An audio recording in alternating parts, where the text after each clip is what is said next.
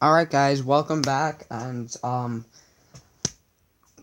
last minute in the middle of school today, I decided to make a mock draft for the Packers because mock drafts are really fun to make, and this one most likely be a short video. I'm sorry because I'm only doing the Packers, sorry if I leave your team out, but I honestly, the Packers are my team. If you want to make a mock draft for your team, all 7 rounds, I recommend that you do it. It's very fun. But let's just get right into it. If you watched my latest mock draft, you'll know what the first 2 picks for the Packers will be. But with the first one, I have it being Quincy Wilson out of Florida. And the Packers' biggest need by far, you could argue running back, but Christine Michael and... Oh, there's my cat. Sorry. Sorry, and now I'm drawing a blank. Ty Montgomery. There we go. I do have the Packers taking a running back in this draft, but I do, however, think that Quincy Wilson is a phenomenal player and would be the best available on the board at the 29th pick for the Packers to take. In the second round, I'm taking Anthony Walker Jr. to fill in their inside linebacker problem, and it's because the Packers have Blake Martinez and Jake Ryan, but neither of whom are really elite linebackers.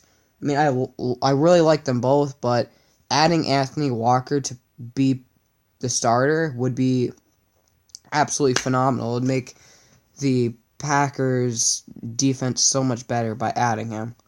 And in the third round, the Packers look to their running back in the form of University of South Florida's Marlon Mack.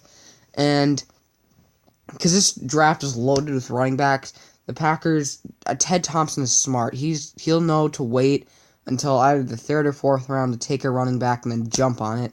And Marlon Mack, I think if he's still available at the 93rd pick, the Packers just need to take him because he's a great player and he could be a day one starter if he really shows enough promise.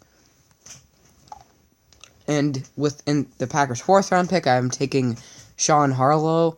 He's a guard out of Oregon State, I believe. And TJ Lang left.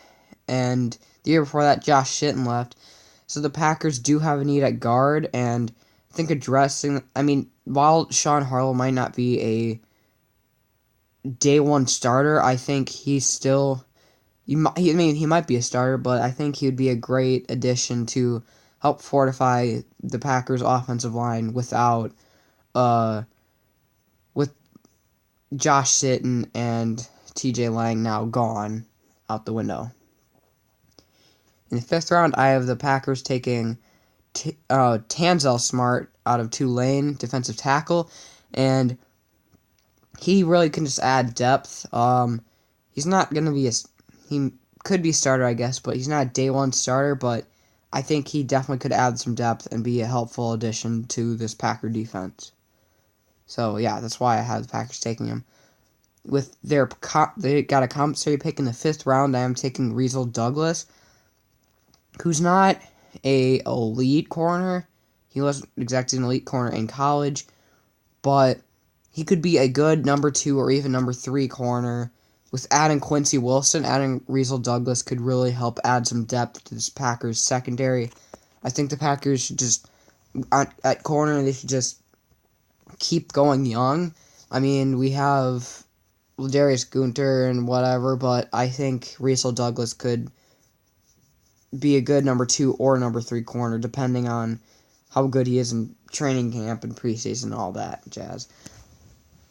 And in the 6th round, I have the Packers taking David Jones. I'm not sure, okay, if this is David Jones, because I looked up David Jones and, nothing popped up, because I'm not sure if he's a Division I safety, so I'm not sure if that's an image of him, but I'm just going to go with it, because I didn't want to, look through, because, mind you, I was doing this during my free time, during my math class, so, yeah, I wasn't exactly gonna sit there for 15 minutes trying to find a picture of...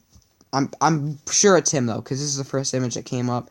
And the Packers after Micah Hyde left for Buffalo, I think the Packers do try to add depth in the form of David Jones. I think he could. He's not a. This is a 6th round, so none of these guys are gonna be really day one starters, but he could really help add depth. And with the last pick, I have the Packers taking Brandon Coblano out of Georgia. He's a center. He wasn't a standout, but he definitely could add some depth after J.C. Treader packed his bags and headed to Cleveland. So he's not gonna. I think he could sit behind, get into the number 2 center and just learn, and maybe, who knows, maybe in 4 years he could become a very talented number 1 center. Maybe he could. I don't know. You never know. This is 247th pick, so I mean, don't expect anything too huge. But if the Packers did get Brandon Coblano out of in the 7th round, I would be very happy. So yeah. Thank you guys for watching. That was my. It's only 7 rounds. It was only 8 picks, so it's very, very short. So thank you guys for watching. I hope you guys will watch my video that I will be uploading either most likely this Saturday, maybe this Friday, or not Friday. It could be Friday. It could be anywhere from Friday to Sunday. I'll be uploading 5 dumbest and 5 smartest free agency moves of 2017, with Adrian Peterson now signing. If you don't already, he signed with the Saints. But that is I hope you guys watch that video. You guys will tune in. Make sure to hit the subscribe button, and that helps out this channel a ton. Hit the like button. Let me know who you think your team will pick in the draft. And thank you guys for watching, and peace.